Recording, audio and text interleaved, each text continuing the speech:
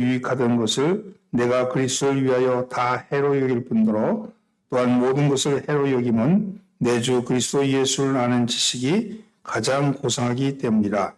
내가 그를 위하여 모든 것을 잃어버리고 배설물로 여김은 그리스도를 얻고 그 안에서 발견되려 함이니 내가 가진 의는 율법에서 난 것이 아니요 오직 그리스도를 믿음으로 말미암은 것이니 곧 믿음으로 하나님께로부터 난 의라.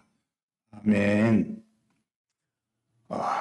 오늘은 영적인 삶을 사는 사람, 이런 말씀을 가지고 함께 은혜를 나눠보고자 합니다. 우리가 사는 이 시대를 가리켜서 포스트 모더니즘 시대라 그렇게 얘기합니다. 포스트란 말은요, 후기란 뜻이에요. 후기. 지금은 후기 모더니즘의 시대를 산다 이렇게 얘기하죠. 근대주의, 모더니즘은 근대주의라는 뜻인데, 그래서 후기 근대주의를 산다 이렇게 얘기합니다. 포스트 모더니즘은 현대주의 사상입니다. 이 포스트 모더니즘을 간단하게 설명하면 절대적인 것이 없다 이런 뜻이에요. 절대적인 것이 없다. 데카르트 이후에 근대 사상인 모더니즘은 가치와 지식을 절대적이며 보편적인 것을 보고 이성과 합리성을 중시하였습니다. 그래서 모더니즘의 시대는 적어도 가치와 지식을 절대적이고 보편적인 것으로 봤습니다. 그래서 이것을 파악하는 힘이 이성과 합리성을 중시하겠어요. 그것이 모더니즘의 시대의 특징이라면 포스트 모더니즘은 세상에는 정답이 없다. 그리고 모든 것은 상대적이다. 그 진리라는 것은 내가 믿어야지 진리다. 이렇게 생각하는 거예요. 중심이 객관적에서 주관적으로 바뀌어버린 거죠. 그래서 상대적이며 다원적이고 주관적인 것이 바로 특징을 가지고 있는 겁니다. 이 포스트 모더니즘 그러면 상대적이고 다원적이다. 원의 중심이 하나가 아니고 여러 개가 있다는 거예요. 그리고 주관적이다. 내가 인정해야지만 진리라고 하는 거예요. 지금 우리는 이런 포스트 모더니즘의 세계관으로 만들어진 영화나 음악이나 문화나 생활 방식 속에 살고 있습니다. 근데 이것이 하나님의 자녀에게 문제가 되는 이유는 하나님의 말씀도 절대 진리일 수 없다는 생각으로 몰아가기 때문에 그렇습니다. 포스트 모더니즘은 하나님의 절대성을 부정하는 거예요. 교회의 전통을 부정하는 겁니다. 복음의 진리를 부정하는 거예요. 요즘 젊은 아이들이 교회를 안 나오잖아요. 이게 왜냐? 그냥 그게 풍조야, 풍조. 이거는 포스트 모더니즘의 풍조 때문에 정신적으로 볼 때 절대적인 하나님의 절대성을 부인한 거예요. 아마 여러분들 할 때 모더니즘의 시대를 산 거예요. 근데 지금은 포스트 모더니즘의 시대죠. 그러니까 절대성을 부인하는 거예요. 그 하나님의 절대성을 부인한 것뿐만 아니라 복음의 진리도 상대성으로 상대화시킨 거예요. 절대적이지 않다고 하는 거죠. 그리고 다원화라는 건 산을 오르는 길이 어떻게 등산로가 하나밖에 없을 수 있냐. 불교도 산을 오르고 이슬람도 산을 오르고 기독교도 산을 오르면 궁극적으로 보면 산을 오르는 게 여러 개다. 이렇게 얘기하는 거죠.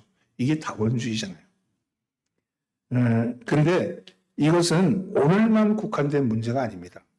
이것은요, 하나님의 절대성을 부인하는 것, 상대적으로 만드는 것은 이미 하나님의 첫 동산인 에덴에서부터 사탄의 유혹의 목소리였습니다. 이건 매 시대에 오는 거예요. 지금도 이 풍조는 절대적인 것을 반대하는 풍조는 늘 왔던 그런 일인데입니다. 창세기 3장 사건도 하나님의 말씀을 절대성을 희석화시킨 거죠.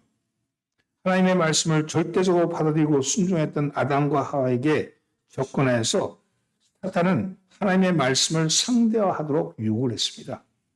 하나님께서 아담에게 동산 각종 나무의 열매는 네가 임의로 먹되 선악을 알게 하는 나무 열매는 먹지 말라. 네가 먹는 날에는 반드시 죽으리라. 이렇게 말씀하셨죠. 근데 가장 간교한 뱀을 통해 사탄은 창세기 3장 1절에서 하나님이 참으로 너에게 동산 모든 나무의 열매를 먹지 말라 하더냐 이렇게 묻습니다. 그러니까 동산 하와가 어떻게 답변했냐면 동산 나무의 열매를 우리가 먹을 수 있으나 동산 중앙에 있는 나무 열매는 하나님의 말씀에 너희는 먹지도 말고 만지도 말라 너희가 죽을까 하노라 하셨느니라 이렇게 대답을 하죠.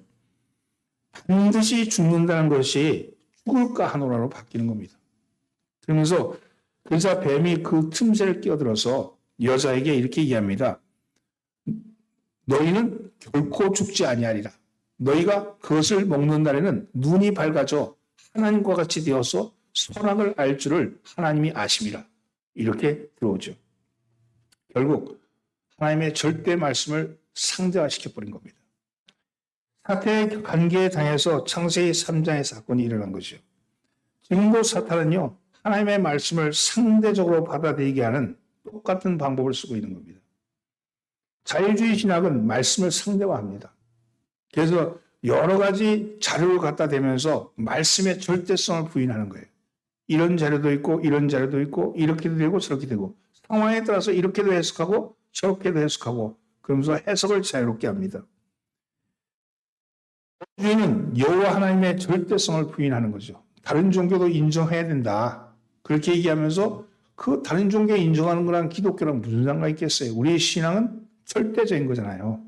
그렇게 얘기하면서 마치 기독교를 다른 종교의 한 분야로 만들어버리는 거죠. 교회 강단에서는 피해 복음이 사라지고 있고 윤리적이며 도덕적인 설교가 인기를 얻습니다. 수요면식을 통해서 교인들을 현혹하게 하게 하죠. 이런 시대 상황 속에서 하나님의 절대성을 믿고 보이는 하나님으로 오신 예수를 그리스도라고 고백하는 우리들, 그것이 바로 우리들 아닙니까? 이런 우리들은 어떤 삶의 모습을 갖춰가는가 하는 것이 오늘의 말씀의 요지입니다. 첫째는요, 여러분, 첫째는 가치관이 바뀌게 됩니다. 따라서 예수를 믿으면 가치관이 바뀌는 거예요. 따라서 가치관이 바뀌게 됩니다. 7절 말씀 함께 봉독합니다. 그러나 무엇인지 내게 유익하던 것을 내가 그리스도를 위하여 다 해로 여길 뿐더러 바울은 예수를 믿기 전에 세상의 가치를 소중히 여기면서 자신의 의와 혈통과 학식을 자랑했던 사람입니다. 그러나 나도 육체를 신뢰할 만하며 만일 누구든지 다른 이가 육체를 신뢰할 것이 있는 줄로 생각하면 나는 더욱더 그러하리니 나는 8일 만에 할례를 받고 이스라엘 족속이요 베냐민의 지파요 히브리인 중에 히브리인이요 율법으로는 바리새인이요 열심으로는 교회를 박해하고 율법의 의로는 흠이 없는 자라. 이게 바울이요 자기 고백이잖아요. 바울은 유대교의 젊은 엘리트였습니다.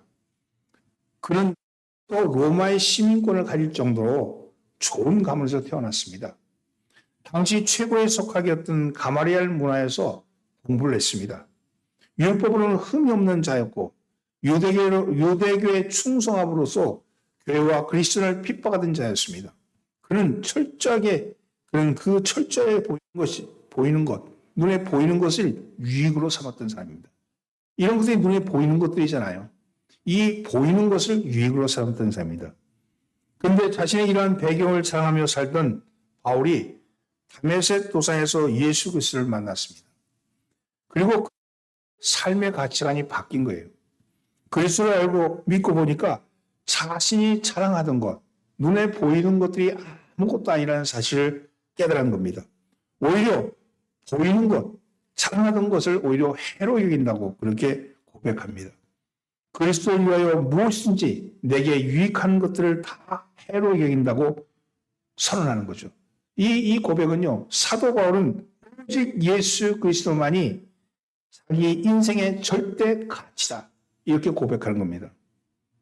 저 유명한 레오나르도 다빈치가 43살이 되었을 때 밀라노의 어떤 백작으로부터 예수 그리스도의 마지막 만찬하는 장면을 그려달라는 부탁을 받았습니다. 그런 3년 동안이나 힘을 기울여서 작품을 완성했습니다. 그것이 바로 그 유명한 최고의 만찬이라는 작품입니다. 본래 다빈치가 이 그림을 처음 그렸을 때 예수님의 오른손에 잔을 들고 계셨다고 합니다. 잔을 들고 계시네요. 이 다빈치가 최후의 만찬을 완성한 직후에 친구를 초대해서 그 그림을 보여줬대요. 그 그림을 보여주면서 친구들의 평가를 받기를 원했습니다. 근데 친구들이 그 그림을 보고는 야, 굉장한 그림이다. 그렇게 하고는 한 친구가 그걸 보더니 이렇게 얘기했습니다.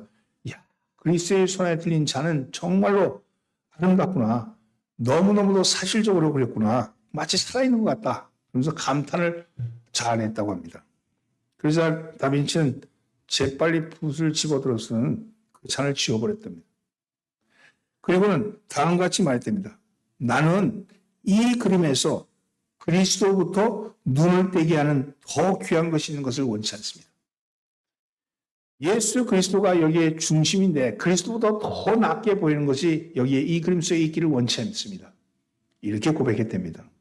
여러분은 예수를 믿고 나서 가치관이 바뀌셨습니까?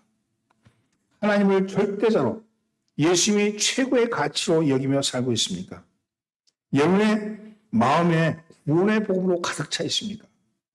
예수님을 제대로 만나는 사람은요, 더 이상 형식적인 것, 더 이상 껍데기에, 더 이상 다른 사람의 평가에, 외적인 자랑거리에 연연하지 않습니다.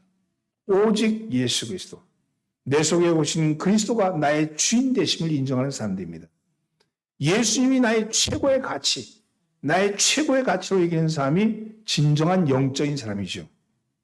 미국의 어느 여인이, 아주 잘생기고 아름다운 여인이 백화점을 경영하는 한 남자와 부자와 결혼하게 되었답니다.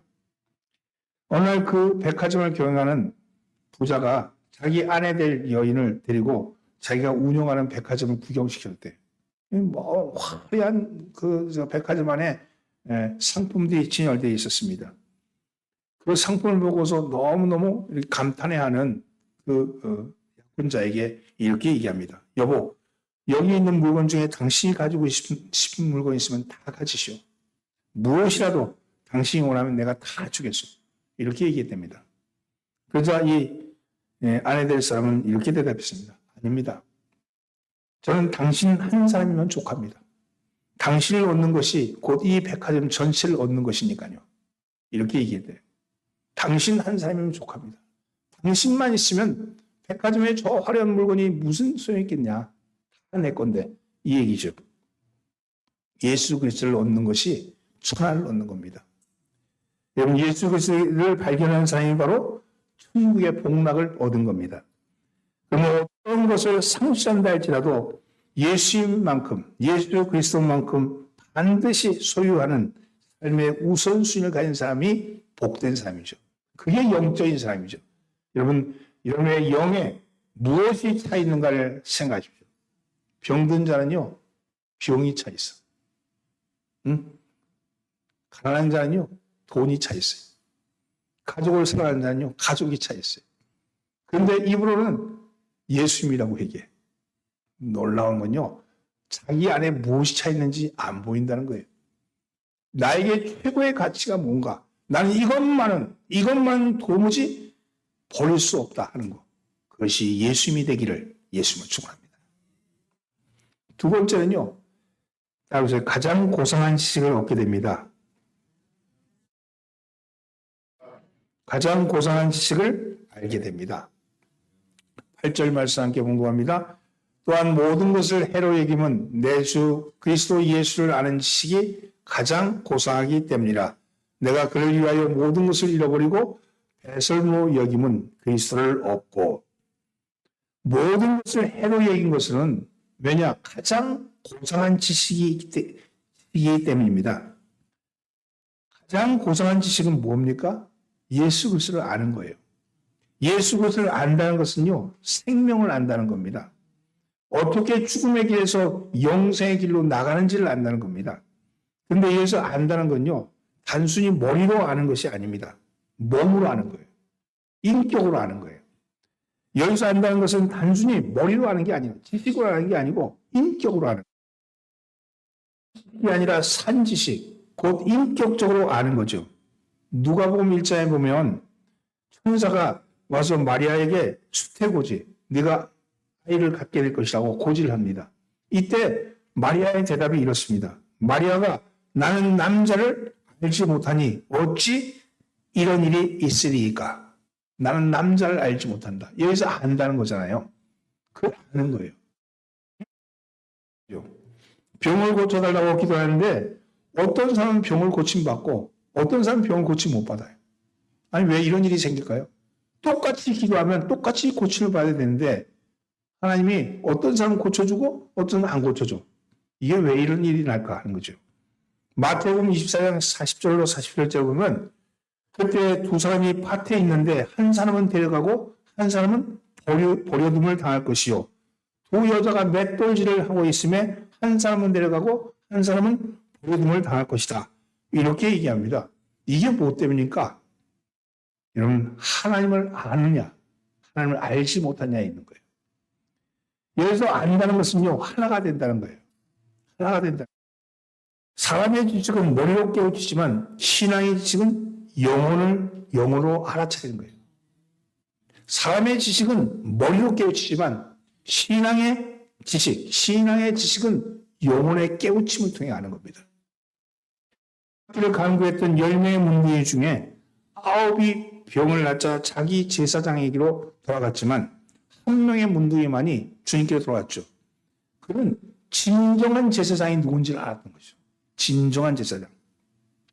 병이 나았기를 갈구하지만 두 사람이 병이 낫기를 갈구하는데 한 사람은 고침받고 한 사람은 고침을 못 받는 이유는 뭐냐? 그 안에 하나님이 없고 병이 가득 차 있기. 병 낫기를 간구하는데 병이 가득 차 있는 거예요. 병이 가득 차 있는 사람은 그 병 때문에 죽어가는 거잖아요. 병이 아니라 하나님이 있어야죠. 여러분, 그 안에 하나님이 없고 병이 가득 차 있다면 그 사람에게 생명이 들어갈 자리가 없는 거예요. 그가 설사 병에 나았다 할지라도 더 이상 하나님을 찾지 않기 때문입니다. 9명의 문둥이가 다 세상의 방식대로 간 거예요. 근데 하나 차린 사람이 누구냐? 한 명의 문둥이만이 하나 차린 거예요. 내가 제사장에게 보이라 했을 때 그 제사장이 누구인지를 알아차린 거죠. 여러분, 본 사람이 배가 부르면요. 다시는 주님을 찾지 않습니다. 여러분, 돈이 없는 사람이 돈을 많이 갖게 되면요. 쾌락을 향해 달려가지 주님께로 달려오지 않는다는 거예요. 그래서 우리는 먼저 그의 나라와 그의 의를 구하라. 이렇게 말씀하신 겁니다. 우리 안에 뭐가 있어야 되냐? 하나님이 있어야 되는 거예요. 여러분, 병 낫기를 간구한다면 하나님이 내 안에 있는가를 살피십시오. 하나님이 내 안에 계시면 병만은 떠나게 되어 있습니다. 생명이 내 속에 들어오는데 생명이 영을 통해서 정신을 그리고 육을 변화시키는 역사가 나타날 줄 믿습니다. 고사한 지식이 뭡니까? 예수 그리스도를 아는 지식입니다. 영적인 지식입니다. 그것은 우리의 매일매일의 삶 속에서 체험되는 지식입니다. 그것은 일상의 깊이에서 날마다 삶 속에서 하나님 나와 함께 하심을 보는 거예요. 거울 보면서 있잖아요. 거울 속에 나를 보면서 하나님을 보는 거예요. 여러분, 우리가 숨을 쉬면서 하나님을 보는 거예요. 여러분, 아침을 먹으면서도 하나님을 보는 거예요. 여러분, 밥 안에 하나님이 있으면 여러분 보셔야 되는 거예요. 밥이 뭐냐? 생명이잖아요. 이 생명은 그냥 밥알이 아니고 이것은 우주 만물이 여기 들어와 있는 거예요. 바람이 들어와 있어요. 비가 들어와 있어요. 걸음이 들어와 있어요. 온 생명, 우주 모든 생명, 삼라만사의 모든 생명이 밥알 안에 있는 거예요. 이것이 누가 만드신 거냐? 하나님 만드신 건데 이걸 왜 만드셨냐? 나의 생명을 유지하게 하기 위해서. 밥을 못 먹고 죽잖아요. 생명이 들어오는 거잖아요. 생명의 씨가 들어오는데 그 씨 안에 하나님의 숨결이 있고 하나님의 손이 있음을 알면 그게 얼마나 귀한 거예요. 여러분, 기도할 때 무엇을 놓고 기도합니까? 생명이신 그분, 이 생명이 도기까지 온 그 모든 하나님의 역사, 이게 보여지게 되는 거죠. 하나님의 손이 보이고 나를 먹이시기 위해서, 나를 살리시기 위해서, 나에게 생명을 유지하기 위해서 하나님이 일하셨구나. 지금도 일하고 계시는구나. 이게 보여지게 되는 거예요. 이게 일상의 깊이죠. 이게 하나님에 대한 지식인 거예요. 이게 하나님에 대한 놀라운 우주적 지식을 우리에게 갖는 겁니다. 우리는요, 매일 삶 속에서 체험되어집니다.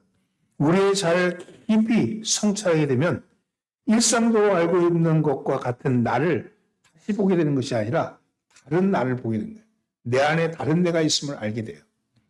이것은 자아 밖에 있는 세계도 마찬가지입니다. 눈에 보이는 현상에 대해서 깊이 성찰하면 보이지 않는 새로운 차원, 하나님이 보여지게 되는 거예요. 플라톤이 눈에 보이는 현실이 아닌 다른 차원의 실제로서 이데아라고 그랬어요. 이데아. 그것을 발견한 것도 표면이 아니라 깊이를 연구했기 때문에 그렇습니다. 밤하늘의 깊이 속에는 사유를 뻗어가면 깊이를 생각을 깊이 하게 되면 전체 아름다움과 신비를 올라야 되고 그 우주 밖에 있는 세계가 있음을 알게 되는 거예요. 하나님의 코스모스 우주, 저 하늘의 별 수천 광년이 떨어져 있는 그 별 하나, 그 별 너머에 또 다른 세계가 있음을 우리는 생각을 통해서 깊이를 통해서 깨달을 수 있는 것이죠. 깊이 있는 음악과 언어가 춤추게 해주는 것은 삶의 다른 차원에 대한 경이로운 그런 접촉의 기회입니다. 여러분 라디오를 들으면 DJ가 음악을 들려주면서 이런저런 이렇게 멘트를 해, 그죠? 근데 그 멘트 속에서 내 영혼을 흔드는 말씀이 생기기도 한다는 거예요. 하나님은 그렇게도 우리에게 접근하시는 거예요. 지나가는 사람 속에서 하는 이야기를 들으면서 그 이야기 속에 하나님의 음성이 들려지게 되는 거예요. 그럼 이 선남한상 우주에는 하나님의 소리가 가득 차 있고 하나님이 보여주시는 하나님의 그림이 가득 차 있는 거예요. 구름을 보면서 황혼을 보면서 그 놀라운 그 광경 속에서 하나님의 신비를 깨달을 수 있는 사람이 있고 벼락이 치는 소리를 들으면서 각성했던 루터처럼 그렇죠. 벼락 소리에서도 하나님의 음성을 듣는 사람이 있는 거죠. 여러분 이것이 영적인 깊이를 살아가는 사람의 모습인 겁니다. 예수 그리스도를 우리의 삶 속에서 알아차려야 합니다. 날마다 나와 동행하시는 하나님의 신비는요. 신비의 뜻은 하나님이 일하심이에요. 하나님의 일하심을 신비라고 그래요. 우리는 날마다 신비를 체험하는 거예요. 하나님의 일하심을 체험하는 겁니다. 바리새인들이 하나님 나라가 어디 있냐고 어느 때에 임할 것이냐고 묻자 예수님이 뭐라고 말씀합니까? 하나님의 나라는 볼 수 있게 임하는 것이 아니요 또 여기 있다 저기 있다도 못하리니 하나님 나라는 너희 안에 있느니라. 우리 안에 지금 하나님 나라가 있다는 거 아니에요? 그 하나님 나라의 신비가 우리 속에 있는 거 이게 영적인 삶을 살아가는 것이죠. 너희 안이 바로 일상의 깊이입니다. 오늘 사랑하는 성도 여러분 매일매일의 삶의 자리에서 고상한 지식 곧 예수 그리스도를 체험하시는 여러분 되길 바랍니다. 예수님의 신비 가운데 일하시는 일이 신비로운 일이 나에게 없을까? 여러분 숨 쉬는 게 신비고 눈으로 볼 수 있는 게 신비고 만질 수 있는 게 신비예요. 여러분 그 일을 통해서 하나님이 나를 기르시고 나를 키워가시는 것을 믿으시기를 예수님으로 축원합니다. 세 번째는요. 하나님께로부터 난 의를 갖게 됩니다. 그래서 하나님께로부터 난 의를 갖게 됩니다. 9절 말씀 봉독합니다. 그 안에서 발견되어 하미니 내가 가진 의는 율법에서 나는 것이 아니요 오직 그리스도를 믿음으로 말미암은 것이니 곧 믿음으로 하나님께로부터 난 의라. 의라는 말은 바른 관계라는 뜻이라고 그랬죠. 바른 관계가 의라고 그랬습니다. 하나님과 바른 관계를 갖기 위해서는 두 가지 길이 있습니다. 하나는요 율법의 길이 있고요. 또 하나는 믿음의 길이 있습니다. 율법은 하나님을 찾는 것이라면 믿음은 하나님께서 나를 찾아오시는 거예요. 이전에 사도 바울은 율법을 통해서 자기가 찾아가서 하나님을 만나려고 했던 거예요. 율법은 보이는 것이죠. 율법은 실천하는 겁니다. 율법은 내가 하나님께로 가는 겁니다. 그런데 이 율법을 지키려고 하면 할수록 내가 가려고 할 수 있는 엉뚱한 길로 가 있는 거예요. 내가 보이는 것을 찾아가려고 그러면 다른 곳을 가고 있는 겁니다. 그리고 하면 할수록 뭐가 드러나냐면 하나님의 의가 드러나지 않고 자기 의가 드러나는 거예요. 내가 이만큼 했는데, 내가 이렇게 고생했는데, 내가 이렇게 공부했는데 자기 의만 드러난 것을 알게 됐습니다. 이것을 깨달은 바울이 이것을 해로 여길 뿐만 아니라 배설물같이 여긴다. 이렇게 고백하는 겁니다. 근데 바울이 예수님을 찾은 것이 아니라 보이는 하나님이신 예수님이 바울을 찾아오신 겁니다. 바울은요, 예수 믿는 사람을 잡으려고, 보이는 예수 믿는 사람을 잡으려고 달려갔지만, 보이지 않는 예수님이 바울을 찾아온 거예요. 바울은 예수를 찾으러 간 게 아니잖아요. 예수 믿는 사람을 찾으러 간 거 아니에요? 그럼 보이는 거잖아요. 근데 그 보이는 것을 찾으러 갔던 바울에게 보이지 않는 하나님이 오셔서 뭘 주시냐면 믿음을 주신 거예요. 여러분, 믿음은요, 철저하게 하나님의 은소입니다. 믿고 싶어서 믿어지는 게 아니에요. 여러분, 믿어지니까 믿는 겁니다. 믿어지니까. 믿어지게 하시는 이는 성령 하나님이시죠. 그분이 날 찾아오시는 거예요. 에베소 1장 13절에 보면 그를 표준 세번역으로 보면 이렇게 돼 있어요. 여러분도 그리스도 안에서 진리의 말씀, 곧 여러분을 구원하시는 복음을 듣고 그리스도를 믿었으므로 약속하신 성령의 인치심을 받았습니다. 이렇게 돼 있는데 이건요, 믿음, 성령의 인치심을 받은 게 아니라 성령의 인치심이 믿음을 만든 거예요. 내가 믿음이 있는 게 아니고 내가 믿어지게 하는 건 성령님이 하시는 거잖아요. 그래서 믿는 우리는 하나님으로부터 난 의를 갖게 되었습니다. 율법은 내가 찾아갔지만 믿음은 찾아오는 걸 알잖아요. 하나님과 주인 되었던 우리, 죽음의 길로 치닫던 우리를 예수 그리스도의 보혈로 씻어주시고 그 사실을 믿어지게끔 하시면 하나님과 바른 관계를 갖게 된 겁니다. 이거 보세요. 보혈로 씻어주셨다, 죄를 씻어줬다. 이게 뭐냐? 우리는요, 우리 정신 속에 뭐가 있냐면요, 정신 속에는 트라우마가 있어. 응? 내가 어렸을 때 나쁜 짓 했지. 이때까지 내가 이렇게 살면서 상처받았지. 이런 게 가득 차 있어요. 그래서 하나님 앞에 나가는데 이게 주저가 되는 거예요. 나 같은 게 뭘 믿어.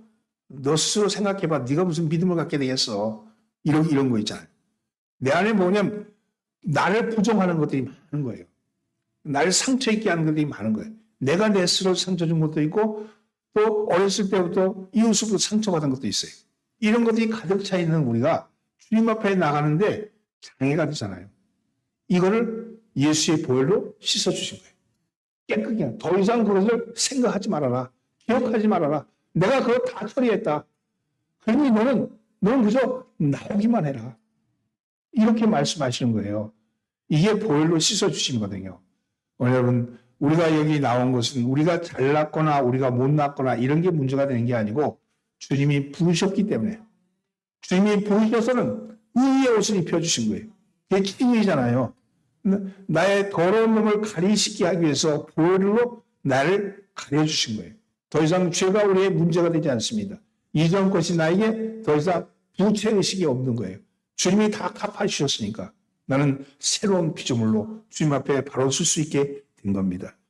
여러분, 예수 그리스도의 보혈로 씻어주시고 믿어지게 하심으로 인해서 하나님과 바른 관계를 갖게 되었다. 오늘 우리는 하나님과 바른 관계를 가진 사람들입니다. 더 이상 예전의 것을 가지고 여러분 하나님 만나는 것을 두려워하지 마시기를 예수님으로 축원합니다.